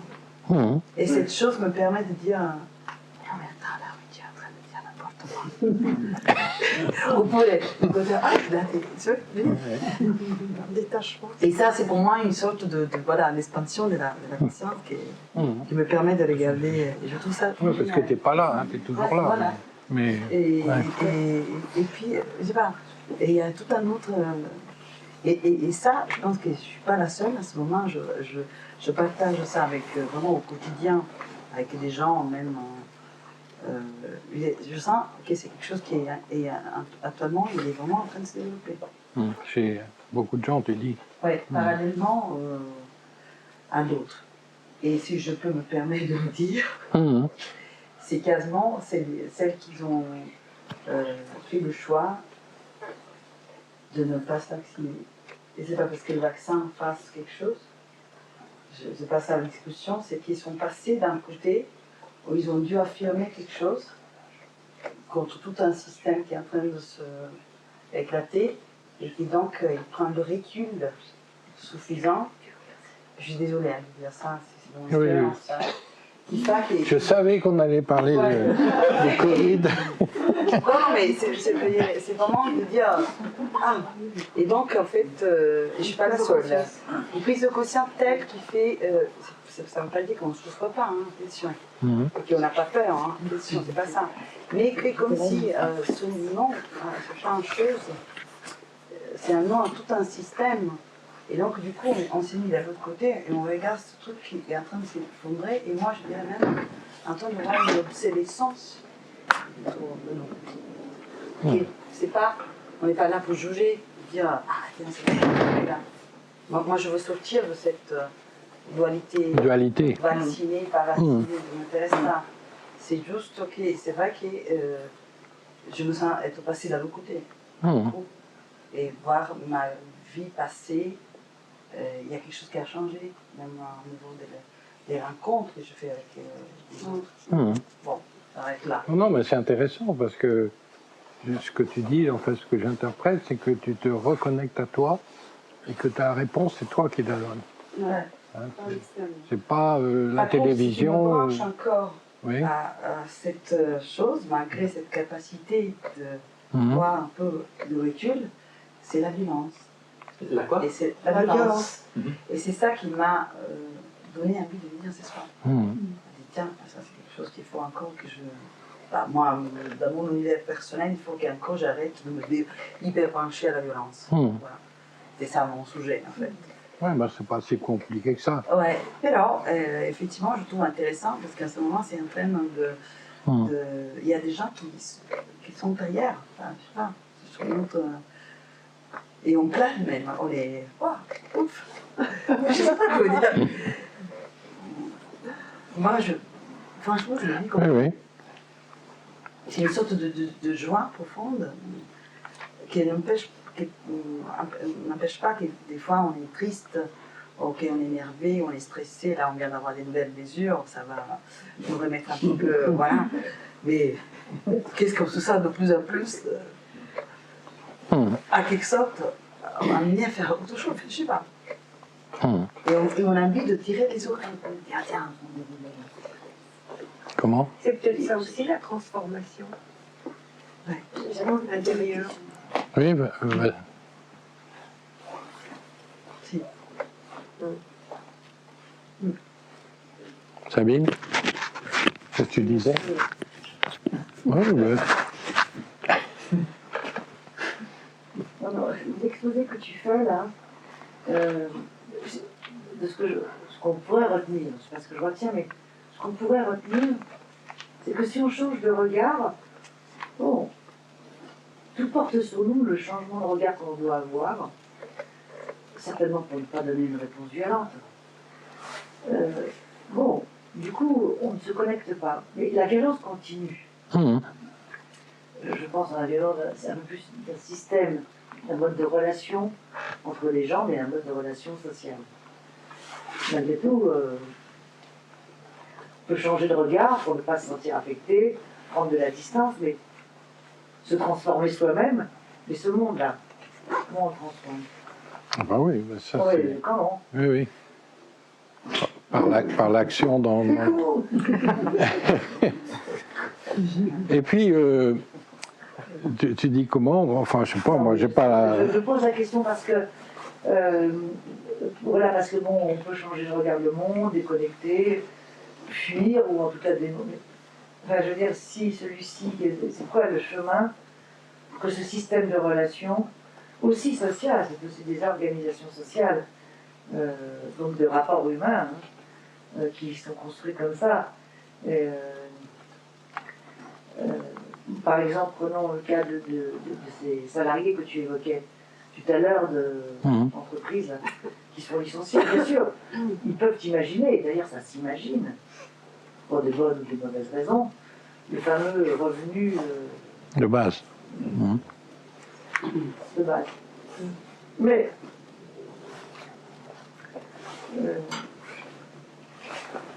quel chemin pour que, malgré tout, c'est quoi le chemin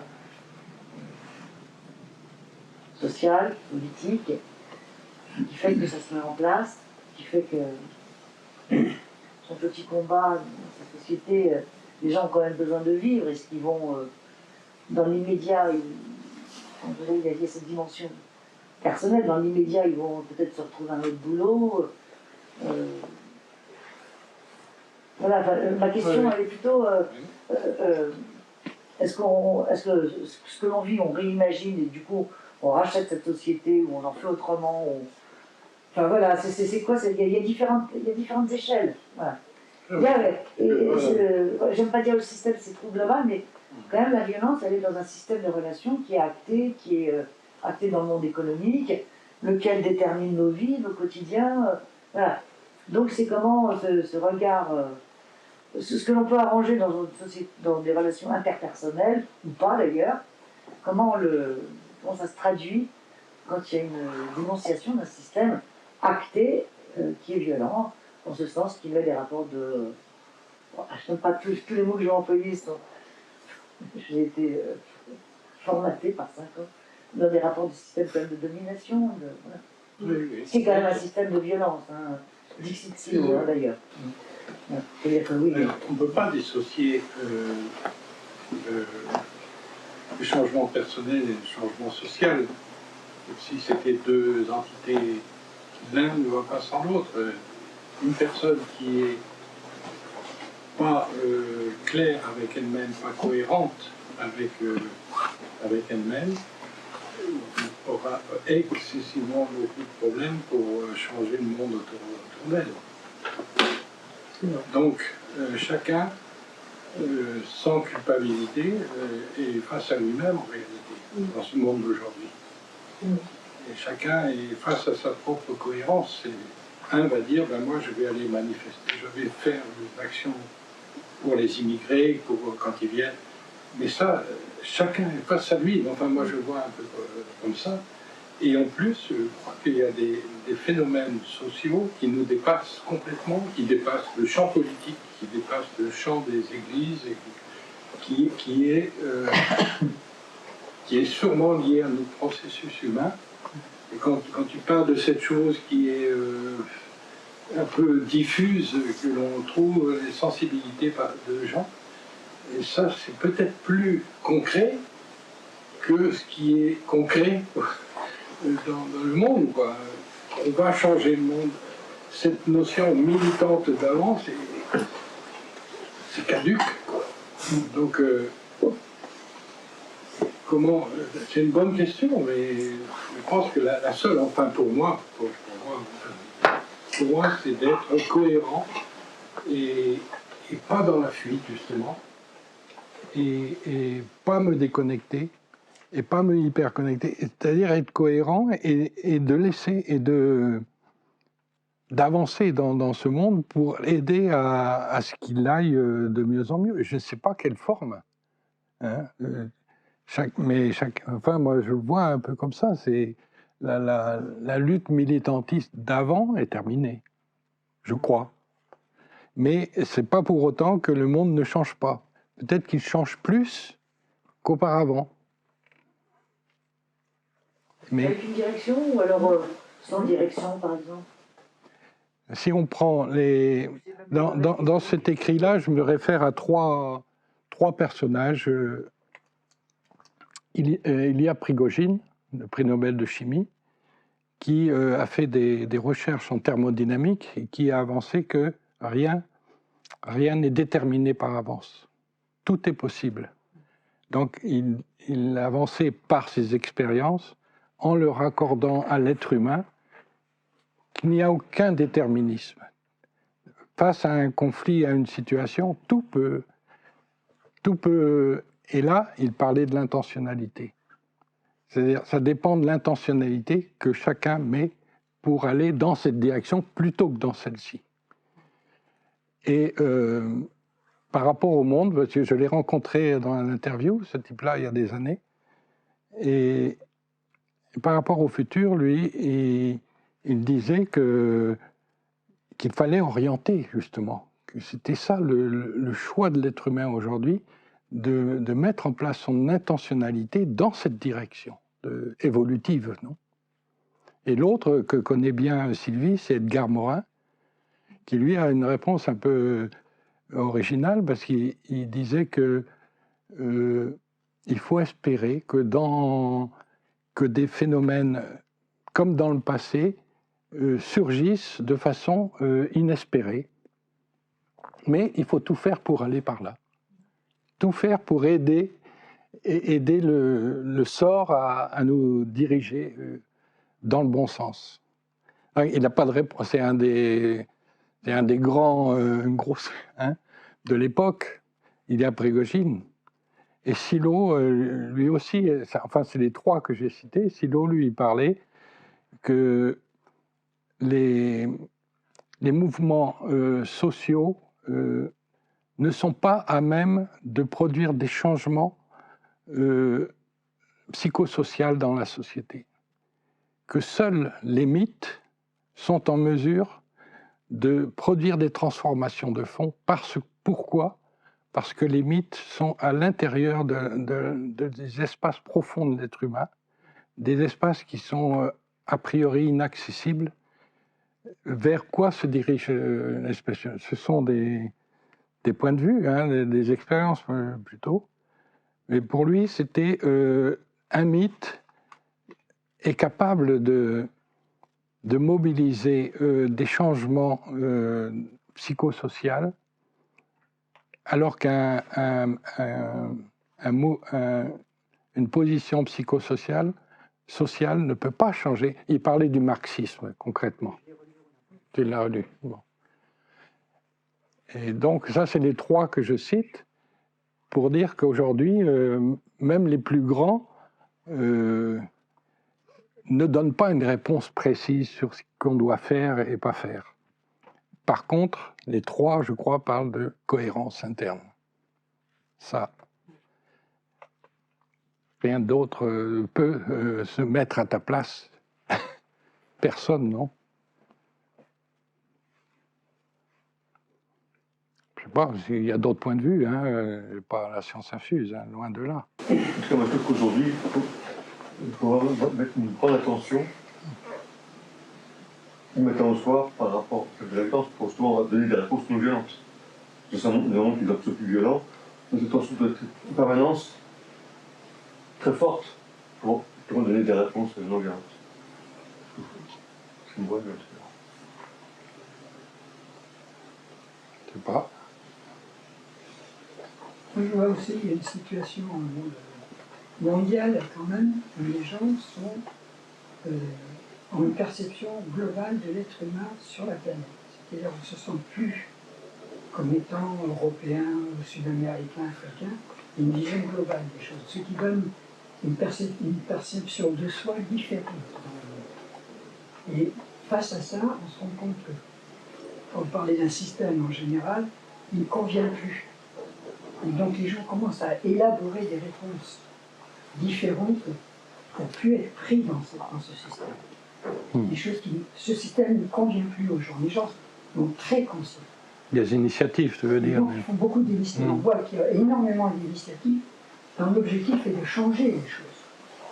Donc et ça, le point, c'est la nécessité de changement qui est importante. Peu importe l'action qui va être faite pour changer. L'important, c'est cette intention de changer les choses. Et je trouve que là, c'est une situation nouvelle que l'être humain est en train de vivre. Et le coronavirus a mis une expérience, de mon point de vue, a mis une expérience commune où on s'est sentis tous en danger en même temps. Donc cette situation-là est une expérience jamais expérimentée avant, globalement. Et ça produit des changements internes, clairement. Au-delà de la vaccination, c'est pour moi c'est secondaire. Ce qui est important, c'est le changement qui est lié, le changement d'attitude face à ça.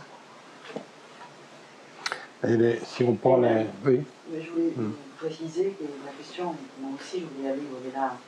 Moi je voulais tout simplement dire que, comme actuellement les personnes qui ne se vaccinent pas sont un petit peu serrées dans une situation, sont obligés à faire accélérer certaines opérations de transformation. C'est tout. C'est que ça que je voulais juste faire comme différence. Il n'empêche que peut-être quelqu'un qui est en train de se vacciner est en train aussi de se transformer. Mais c'est vrai que nous, on a eu une sorte de il y a l'anticipation de choses. C'est ce que je constate de mon côté. Mais c'est une expérience qui est quand même généralisée. Ça, on est d'accord. Ouais, d'accord. Ah oui, ça a touché tout le monde, c'est sûr. Mais non, c'est pas. J'insiste sur le fait qu'on va dire non à certaines choses. C'est pas qu'il y a au vaccin, c'est le pass, c'est comme si on avait dit un non plus grand de ce qui est relatif au vaccin. Et on s'en a rendu compte en disant tout simplement non, je ne veux pas me faire vacciner, je voudrais choisir la façon de. Mais dès là, ce non est devenu un non qui, en fait, on s'est aperçu que ce n'était pas relatif au vaccin. Mais c'était le pas qu'on a pu franchir pour dire non, on ne veut plus de ça, on ne veut plus de là. Enfin, et en fait, je vous avoue que c'est un machine, une pierre énorme à porter, parce que c'est pas évident de dire d'un coup non à pas mal de choses avec lesquelles on était habitués. Et puis, pour la force des choses, en quelque sorte, on a vu, par exemple, l'histoire de l'installation du pass sanitaire a fait qu'en fait, tout d'un coup, on a dû se trouver dans la condition de dire de pouvoir plus y aller à certains trucs et donc apprendre à renoncer. Enfin, je sais pas, il y a tout un.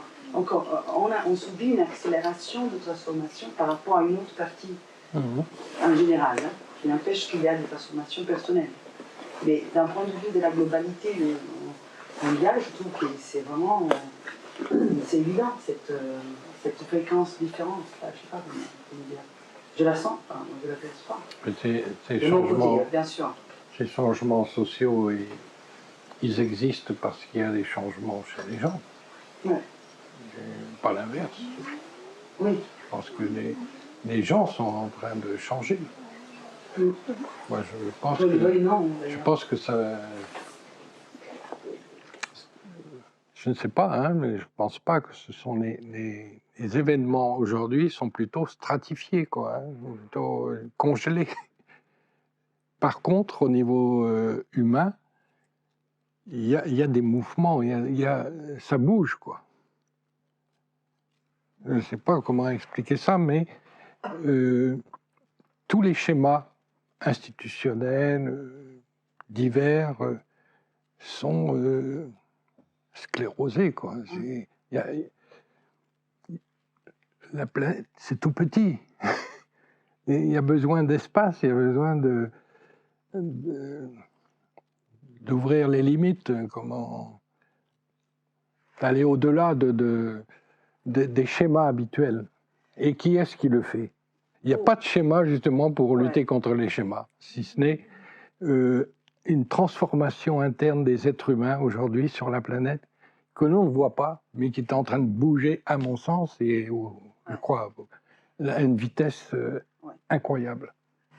D'ailleurs, pour rejoindre ce que disait Lucie, quand il disait que c'était une crise globale, touchait tout le monde, en réalité, au fond de nous, tout le monde sait qu'on parle même officiellement d'un monde avant et d'un monde après. Sauf, voilà, donc on sait qu'on est dans cette transformation. Ah, ça c'est clair. C'est-à-dire qui va s'appuyer sur des institutions aujourd'hui pour produire des changements dans sa vie? Quelle institution? Laquelle? Il n'y en a pas. Quel personnage? Pas beaucoup. C'est-à-dire, on est chacun devant lui-même, quoi. Mais ça, on est chacun tout seul devant soi, mais on est tous dans la même chose. C'est ça le truc qui est intéressant. Toi, tu poses la question, comme ça, toi, tu poses la question, parce que nous sommes là et nous disons, nous sommes face à nous-mêmes. Il y a des gens qui sont démunis, vraiment, et qui sont embarqués dans tout ça. Et ça, c'est quand même... il y a beaucoup d'urgence humaine. Voilà. Oui, non, tout à fait. Nous voyons les jeunes qui sont très mal, parce qu'il n'y a pas de direction. On voit toutes ces réalités qui, en plus, se font encore détruire. Je ne sais pas si c'est vrai ou c'est pas vrai. Bon, je ne sais plus quelle est la réalité des médias ou la réalité des choses. Bah oui. Alors, c'est vrai que parfois, les médias, c'est encore une institution, personne n'y croit. Pardon? Personne n'y croit. Ouais, non, mais les institutions, quand ils ne croient pas, oui. Que ça s'écroule, oui. que nous sommes face à un choix et que nous pouvons décider, il y a beaucoup de gens plutôt qui sont emmenés dans le marasme. tourbillon. Oui, oui. Mais c'est notre travail justement de. Ah non, mais j'ai pas dit quel était notre travail. C'est la mission, je veux dire, pour moi. Oui, c'est les victimes de l'accélération du monde d'aujourd'hui. Hein. Regarde tous ces immigrants qui viennent d'un peu partout. Là. Qu'est-ce que... Moi, je me sens mal par moment, mais je ne sais pas quoi faire, sincèrement. Et je fais rien. Par rapport à ce thème-là, je fais rien. Je fais ce que je peux ailleurs. Comme ici, par exemple. Mais tout le monde, on est tous logés à la même enseigne. En fait. Mais des injustices, oui, il y en a peut-être plus que jamais. Je ne sais pas. En tout cas, on ne les supporte plus, on va dire. Voilà. C'est ça c'est le point. C'est qu'on ne les supporte plus. Et ça, c'est un très bon signe. Parce qu'avant, on acceptait que les femmes soient violées. Enfin, on faisait comme si ça n'existait pas. Aujourd'hui, non, c'est plus possible. C'est plus possible. Les curés avec les enfants, bon, enfin, il y a tous les thèmes, quoi. Ouais, oui. Tout ressort. Tout ressort, ouais. Tout ressort. Il n'y a plus rien qui échappe. Dehors. Et dedans. Et dedans, qu'est-ce qu'on... Dedans, ça bouge encore plus vite, quoi. Moi, je le sens comme ça. Hein. Je ne suis pas le seul. Hein. Le confinement, par exemple, a mis tout le monde, mais vraiment tout le monde, en condition de pouvoir faire les comptes avec soi-même, au moins à un degré, enfin, chacun. Mais tout le monde s'est retrouvé avec soi-même. Ils ont enlevé les comptes pour un bon moment. Hein. Je sais pas, au début, peut-être les gens ils se sont dit, ah super, je ne vais pas travailler, je me repose. Mais au bout d'un moment, tout le monde s'est retrouvé avec soi-même. Je vais vous lire la conclusion que j'ai faite de ce travail, parce que quand même, il faut, pour avoir une image, une issue. Ah. Et la conclusion du chapitre sur le thème de demain sur le viscéral, c'est ça.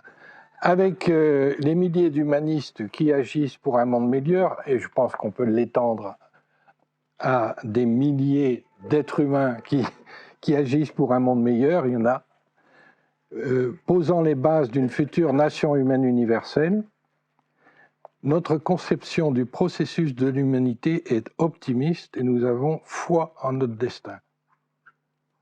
Et ça, c'est fondamental. Si on n'a pas foi dans le futur, il y a un sérieux problème. Donc, mais foi dans le destin, mais sans naïveté. Il y a encore beaucoup à faire pour sortir de la violence, notamment.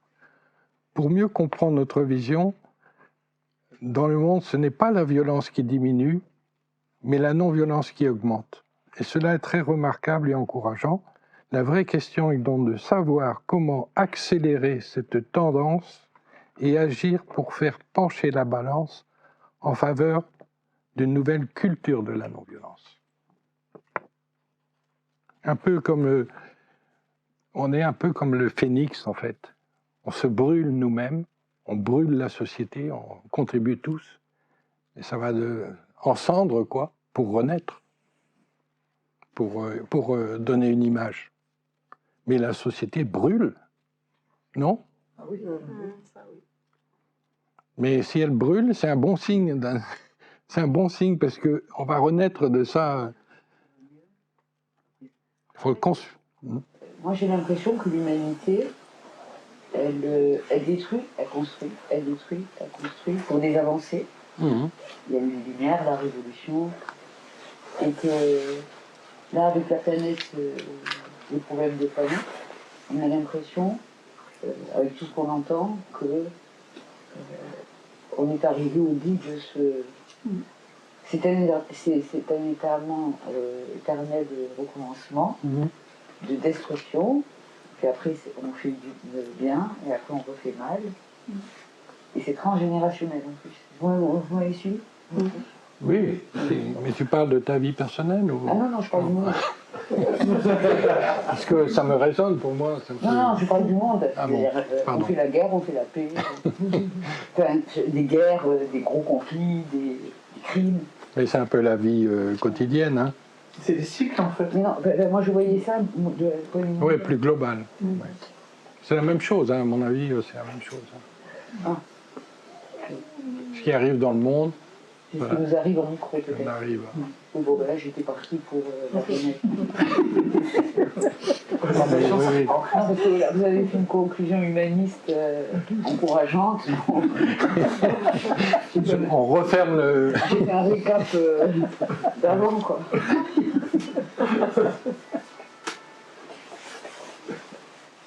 Bon, là, l'idée, c'est de sortir du guerre spirale. Oui, c'est la conclusion. Enfin, je trouve que c'est intéressant. Je me rappelle, il y a des années, Siloun disait c'est utile d'avoir foi, d'avoir la foi. C'est utile d'un point de vue pragmatique. Si tu n'as pas foi... Hein? Je disais avant lui, il y a Pascal qui l'a dit. Ben Pascal, tu vois. Peut-être d'autres avant Pascal. Peut-être même d'autres. Oui, c'est pas nouveau, hein. Mais ce qui est intéressant, c'est que ce soit valable pour nous, pour le futur. Moi, je trouve que c'est un thème sérieux, hein, la foi dans le futur. Pas la foi religieuse, dans la foi. L'acte de foi. La foi. L'acte de foi. L'autre jour, j'en parlais l'autre jour avec. Mais ça existe dans la nature humaine. L'acte de foi, c'est pour moi, personnellement, c'est quoi malgré. Enfin, malgré, mais c'est pas ça. C'est dire, voilà, on va vers là, et tu as la foi que tu vas vers cette chose, tu sais pas à peu près qu'est-ce que c'est, hein, sans te préoccuper de ce qu'il y a autour qui semble négatif par rapport au but. Mais le but non plus, il est défini. Hein. Ça, c'est important. C'est pas que dire je suis sûr que j'aurai ça. C'est pas ça pour moi. C'est plutôt, je sais que tout ça va m'amener vers quelque chose de bien. Après, je me préoccupe pas de savoir qu'est-ce que c'est ce. C'est pas le but. C'est pas le but. Mais c'est dur à acquérir. Nous, qu'on est habitués à un monde de l'objectivité.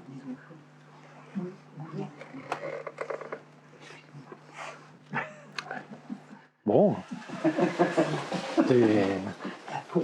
C'est sympa, hein. Et on peut revenir demain. Donc demain, il y aura Ici? Non, c'est pas ici, c'est à un autre endroit. C'est la petite salle du message, le silo, qui se trouve dans le 19e, à côté du canal. Je sais plus lequel. Quelle est l'adresse? Je sais pas, c'est rue. En tout cas, l'adresse est sur l'affiche.